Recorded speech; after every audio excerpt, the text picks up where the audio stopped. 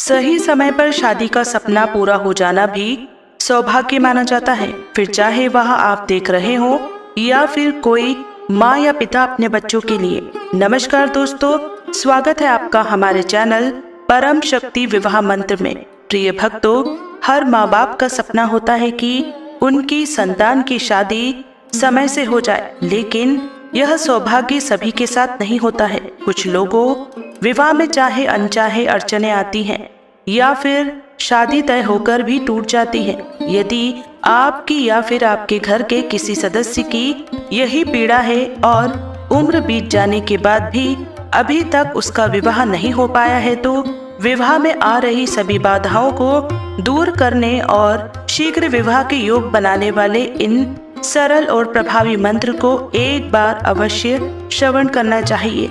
इन मंत्रों को श्रवण करने पर चमत्कारिक रूप से ही चट मंगनी और चट शादी होती है। यदि आपके बच्चों के विवाह में विलंब हो रहा है तो आप शक्ति की साधना करके इस समस्या से निजात पा सकते हैं। इसके अलावा शीघ्र विवाह के लिए माता पार्वती की पूजा उपासना भी अत्यंत फलदायी होती है।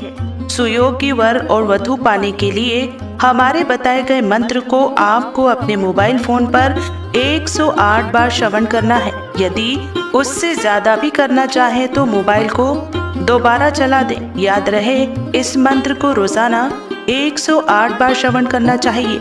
मंत्रों को पूरा 108 बार श्रवण करने पर ही आपको लाभ होगा। यदि वीडियो पसंद आए तो उसको लाइक करें, शेयर करें और हमारे चैनल परम शक्ति विवाह मंत्र को सब्सक्राइब जरूर करें। तो चलिए शुरू करते हैं। हर हर महादेव। ओम श्री वरप्रदाय श्री अति लालसा धर्माय नमः। ओम श्री वरप्रदाय श्री अति लालसा धर्माय नमः। ओम श्री वरप्रदाय श्री अति लालसा धर्माय नमः। ओम श्री वरप्रदाय श्री अति लालसा धर्माय नमः। ओम श्री वरप्रदाय श्री अति लालसा धर्माय नमः। ओम श्री वरप्रदाय श्री अति लालसा धर्माय नमः। ओम श्री वरप्रदाय श्री अति लालसा धर्माय नमः। ओम श्री वरप्रदाय श्री अति लालसा धर्माय नमः।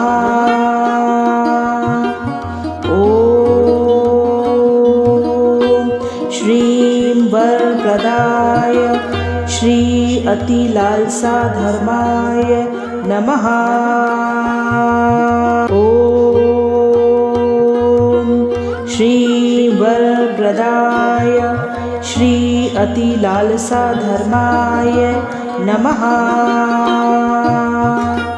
ओम श्री वरप्रदाय श्री अति लालसा धर्माय नमः। ओम श्री वरप्रदाय श्री अति लालसा धर्माय नमः। ओम श्री वरप्रदाय श्री अति लालसा धर्माय नमः। ओम श्री वरप्रदाय श्री अति लालसा धर्माय नमः। ॐ श्रीं वरप्रदाय श्री अतिलालसा धर्माय नमः। ॐ श्री वरप्रदाय श्री अतिलालसा धर्माय नमः। ॐ श्री वरप्रदाय श्री अतिलालसा धर्माय नमः। ॐ श्रीं वरप्रदाय श्री अतिलालसा धर्माय नमः। ॐ श्री वरप्रदाय श्री अतिलालसा धर्माय नमः। ॐ श्रीं वरप्रदाय श्री अतिलालसा धर्माय नमः। ॐ श्रीं वरप्रदाय श्री अतिलालसा धर्माय नमः। ॐ श्री वरप्रदाय श्री अतिलालसा धर्माय नमः। ॐ श्रीं वरप्रदाय श्री अतिलालसा धर्माय नमः। ॐ श्रीं वरप्रदाय श्री अतिलालसा धर्माय नमः। ॐ श्री वरप्रदाय श्री अतिलालसा धर्माय नमः। ॐ श्रीं वरप्रदाय श्री अतिलालसा धर्माय नमः। ॐ श्रीं वरप्रदाय श्री अतिलालसा धर्माय नमः। ॐ श्री वरप्रदाय श्री अतिलालसा धर्माय नमः। ॐ श्री वरप्रदाय श्री अतिलालसा धर्माय नमः। ॐ श्रीं वरप्रदाय श्री अतिलालसा धर्माय नमः। ॐ श्री वरप्रदाय श्री अतिलालसा धर्माय नमः। ॐ श्रीं वरप्रदाय श्री अतिलालसा धर्माय नमः। ॐ श्रीं वरप्रदाय श्री अतिलालसा धर्माय नमः। ॐ श्री वरप्रदाय श्री अतिलालसा धर्माय नमः। ॐ श्रीं वरप्रदाय श्री अतिलालसा धर्माय नमः। ॐ श्रीं वरप्रदाय श्री अतिलालसा धर्माय नमः। ॐ श्री वरप्रदाय श्री अतिलालसा धर्माय नमः। ओम श्री वरप्रदाय श्री अतिलालसा धर्माय नमः। ओम श्री वरप्रदाय श्री अतिलालसा धर्माय नमः। ओम श्री वरप्रदाय श्री अतिलालसा धर्माय नमः। ओम श्री वरप्रदाय श्री अतिलालसा धर्माय नमः। ओम श्री वरप्रदाय श्री अतिलालसा धर्माय नमः। ओम श्री वरप्रदाय श्री अतिलालसा धर्माय नमः। ओम श्री वरप्रदाय श्री अतिलालसा धर्माय नमः। ओम श्री वरप्रदाय श्री अतिलालसा धर्माय नमः।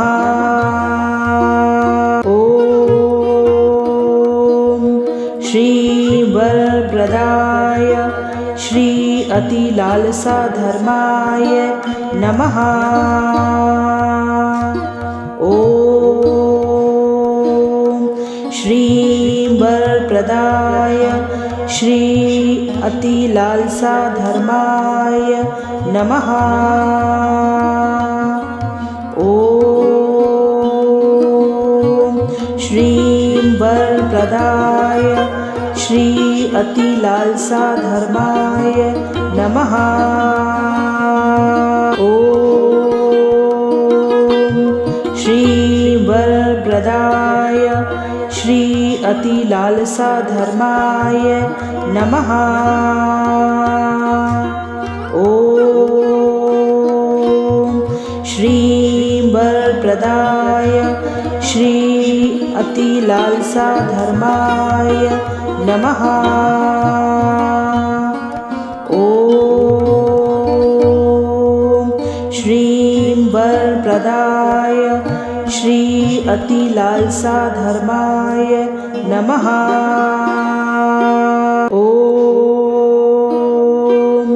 श्री वरप्रदाय श्री अतिलालसा धर्माय नमः।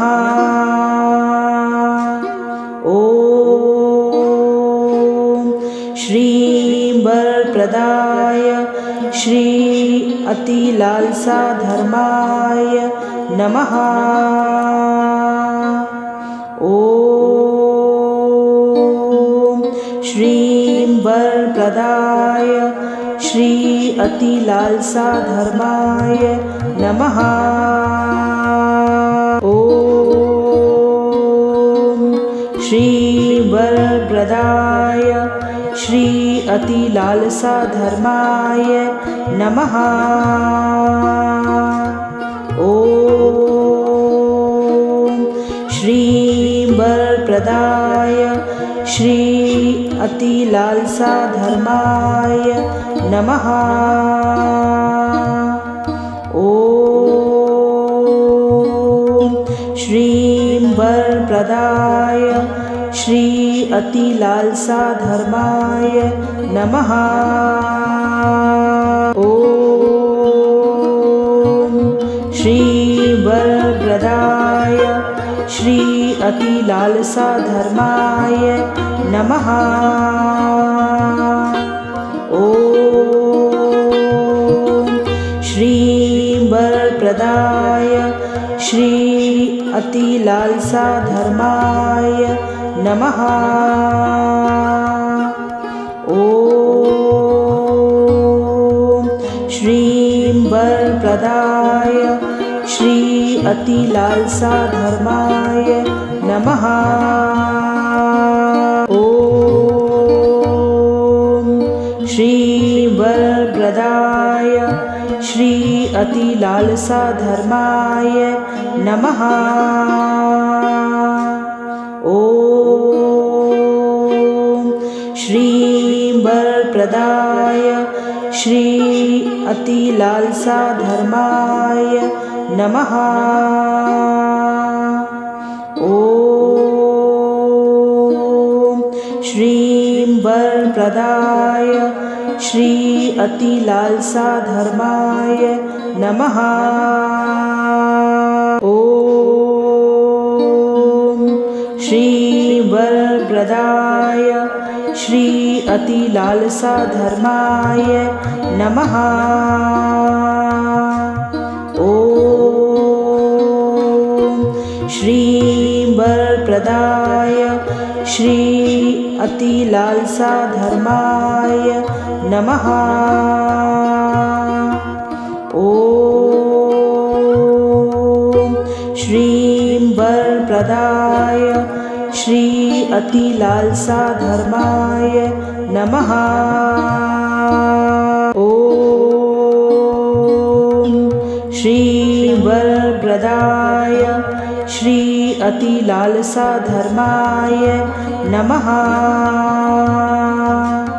ओम श्री वरप्रदाय श्री अतिलालसा धर्माय नमः।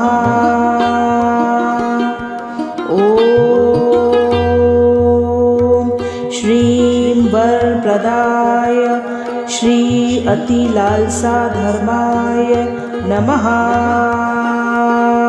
ओम श्री वरप्रदाय श्री अतिलालसा धर्माय नमः। ओम श्री वरप्रदाय श्री अतिलालसा धर्माय नमः। ओम श्री वरप्रदाय श्री अतिलालसा धर्माय नमः। ओम श्री वरप्रदाय श्री अतिलालसा धर्माय नमः। ओम श्री वरप्रदाय श्री अतिलालसा धर्माय नमः। ओम श्री वरप्रदाय श्री अतिलालसा धर्माय नमः। ओम श्री वरप्रदाय श्री अतिलालसा धर्माय नमः। ओम श्री वरप्रदाय श्री अतिलालसा धर्माय नमः। ओम श्री वरप्रदाय श्री अतिलालसा धर्माय नमः।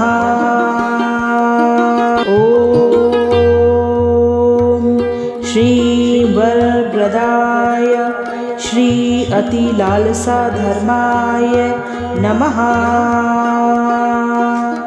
ओम श्री वरप्रदाय श्री अतिलालसा धर्माय नमः। ओम श्री वरप्रदाय श्री अतिलालसा धर्माय नमः। ओम श्री वरप्रदाय श्री अतिलालसा धर्माय नमः। ओम प्रदाय श्री अतिलालसा धर्माय नमः। ओम श्रीं वरप्रदाय श्री अतिलालसा धर्माय नमः। ओम श्रीं वरप्रदाय श्री अतिलालसा धर्माय नमः।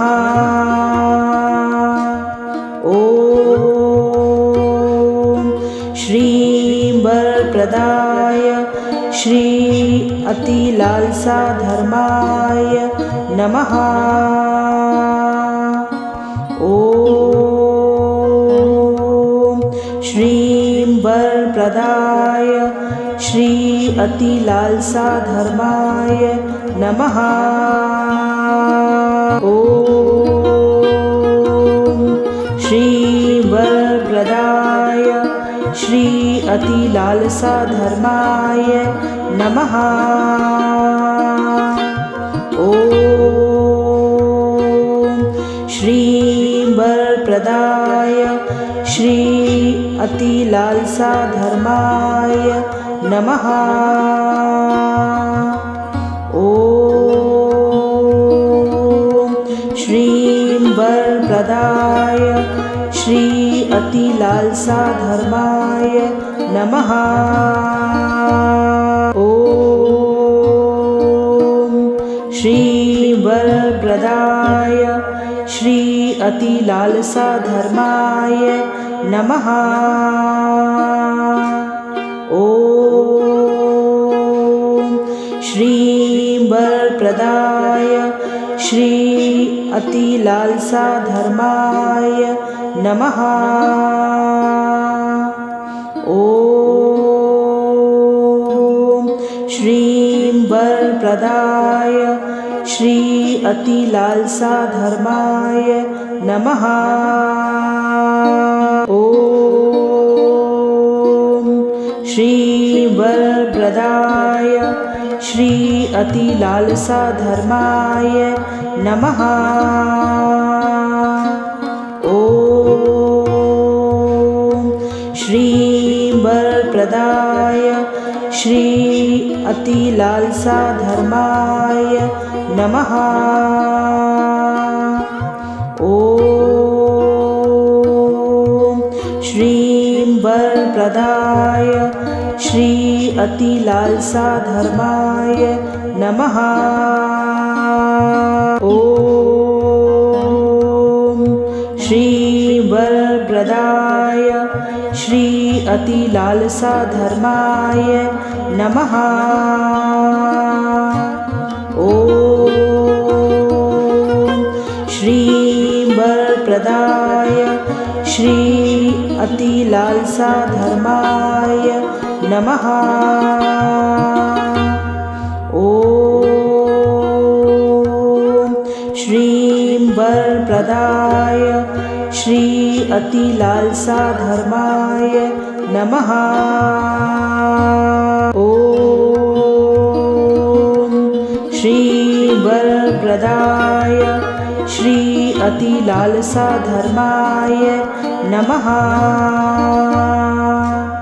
ओम श्रीं वरप्रदाय श्री अतिलालसा धर्माय नमः। ओम श्रीं वरप्रदाय श्री अतिलालसा धर्माय नमः। ओम श्रीं वरप्रदाय श्री अतिलालसा धर्माय नमः। ओम श्रीं वरप्रदाय श्री अतिलालसा धर्माय नमः। ओम श्रीं वरप्रदाय श्री अतिलालसा धर्माय नमः।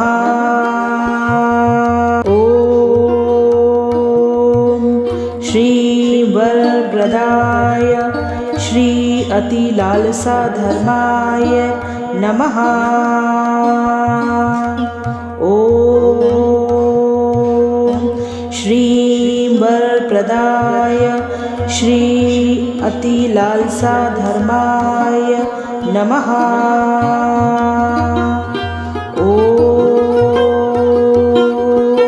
श्रीं वरप्रदाय श्री अतिलालसा धर्माय नमः। ओम श्रीं वरप्रदाय श्री अतिलालसा धर्माय नमः। ओम श्रीं वरप्रदाय श्री अतिलालसा धर्माय नमः। ओम श्रीं वरप्रदाय श्री अतिलालसा धर्माय नमः।